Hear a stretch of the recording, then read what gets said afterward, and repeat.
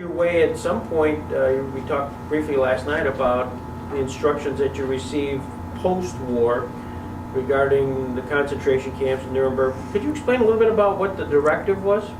Well, I never read the directive. I was told what I was going to do, but it was fairly common with all of us.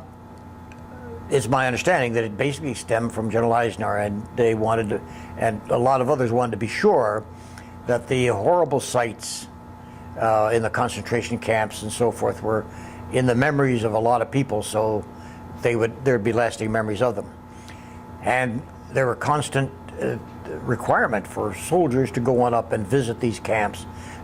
They would take us up by truck, of course, and we'd see the horrible sights. I arrived over there in late 1945, so it was still visible. Right.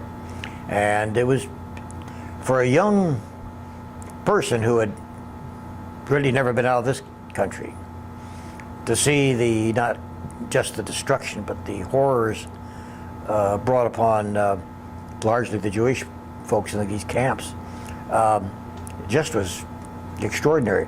And parallel with that was the fate of the displaced persons that had, fled out of Eastern Europe into the sanctuaries of the Americans, British, and French forces, and their plight.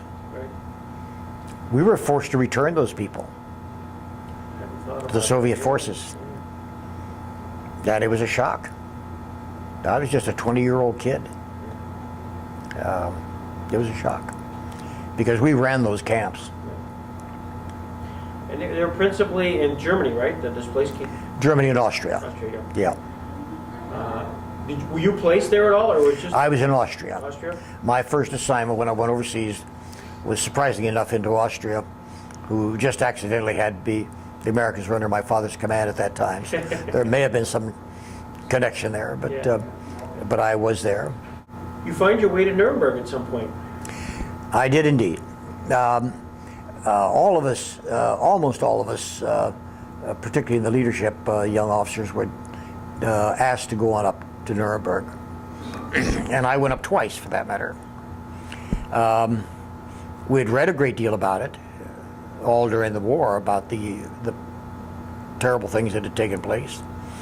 So it was very interesting to go on up and hear the discussions. The names of the people, and I don't really remember them now this many years later, were not the names, the big names, because there were an awful lot of people that were involved in the trials there. But it was a fascinating episode to sit there and listen to the recital. The charges were being brought against the people. As I remember it, most of the dialogue was in delivering the recital of the charges and the evidence against the defendant that was up there. Again, thanks so much. Well, thank you very much. I've enjoyed it thoroughly.